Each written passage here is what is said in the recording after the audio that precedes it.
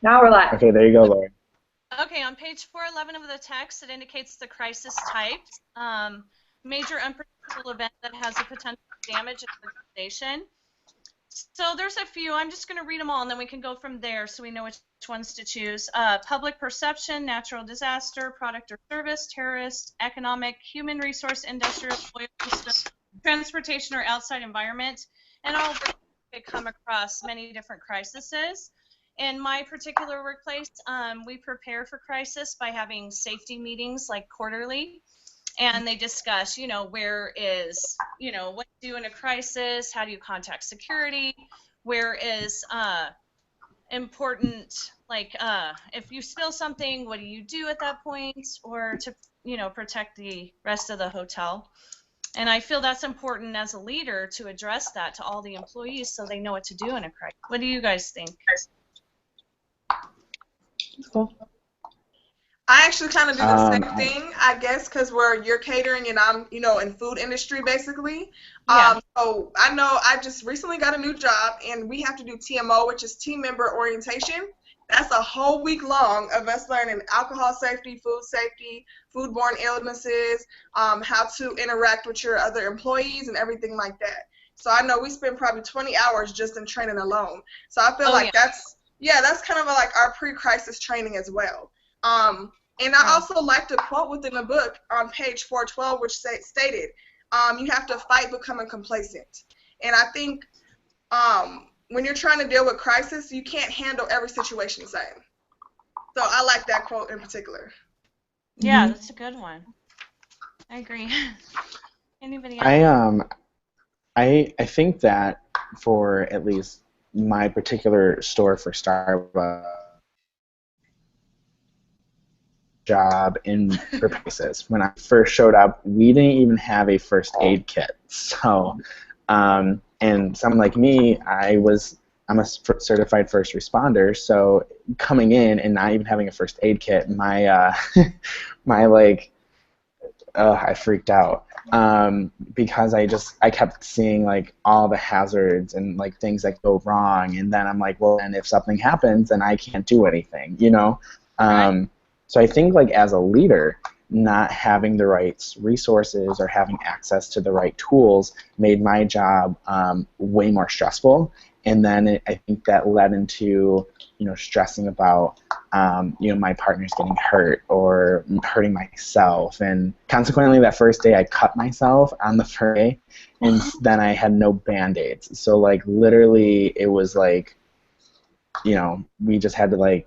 And then that leads into like food service. It leads into like foodborne or those illnesses and cross-contamination, all that stuff. So I think that when it comes to crisis, as far as like product and services, like that is like something that needs to go up with higher management. It needs to be, especially when it comes to the direct safety, needs to be a high priority. Absolutely. Did you go and buy one at that point? Oh, yeah. I made sure we got one by the end of that day. So, Wow. yeah. Awesome. I have a side story about a crisis that I went through professionally. I tested positive inadvertently from consuming a drink that was contaminated, so I was taken off of the Olympic team in 2008.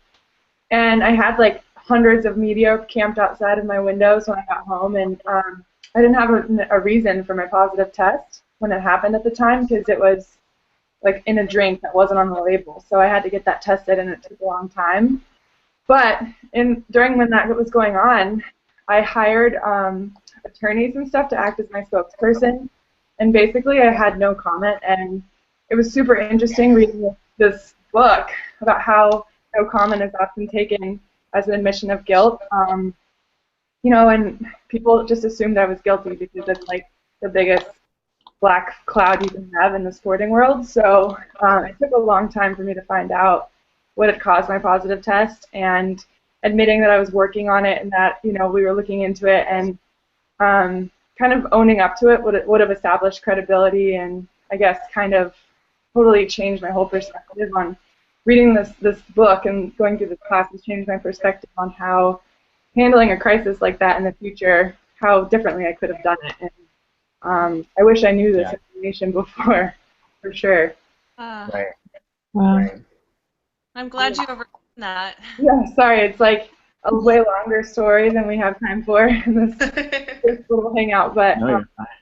but yeah, and everything ended up really well, and definitely, appreciate crisis management, and the people that do that for a career, I think, are so helpful, and especially in the bigger companies like BP we learned about in this week's reading Right. for the class lectures. I think I really liked the idea of when it said knowing your enemy is your first step to effective crisis leadership, and I think that like more often than not, like how often do we like sit back and are like, okay, what are these potential hazards? Unless you like worry all the time.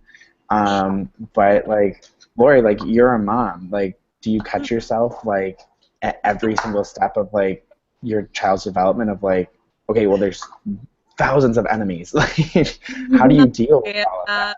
It's a daily pre-crisis preparation, let me tell you. Yeah. Like, Noticed in the text too in 435, it talks about your duty as a leader in the pre-crisis stage is to move the organization from crisis-prone to crisis-ready. I like that.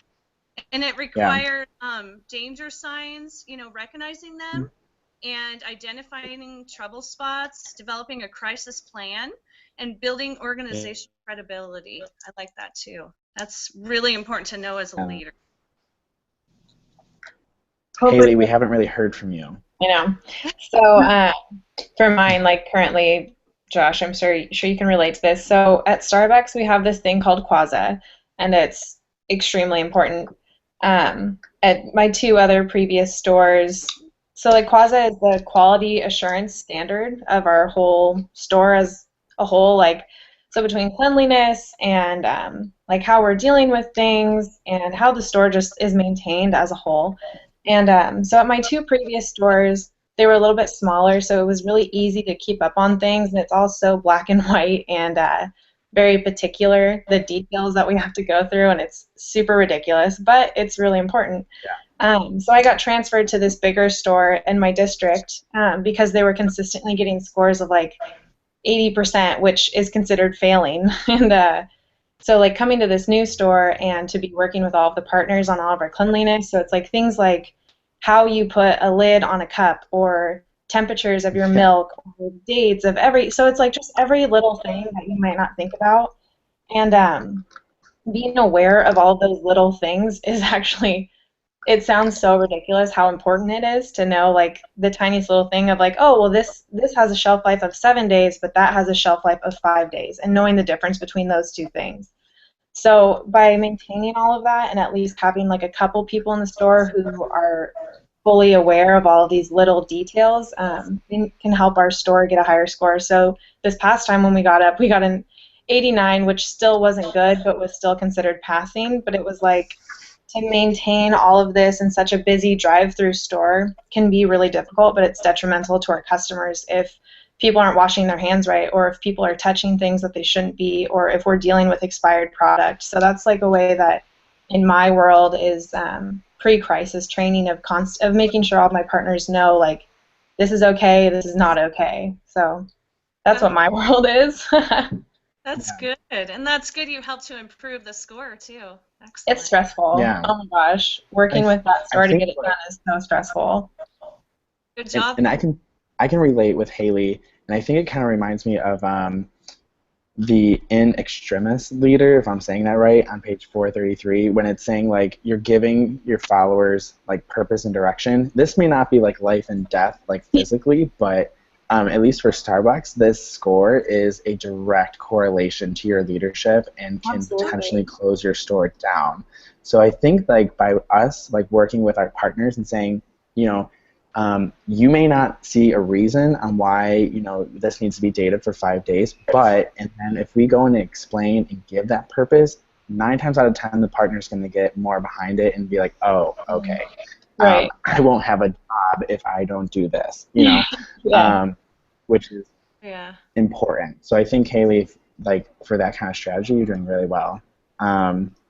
We also have 10 seconds left. Oh.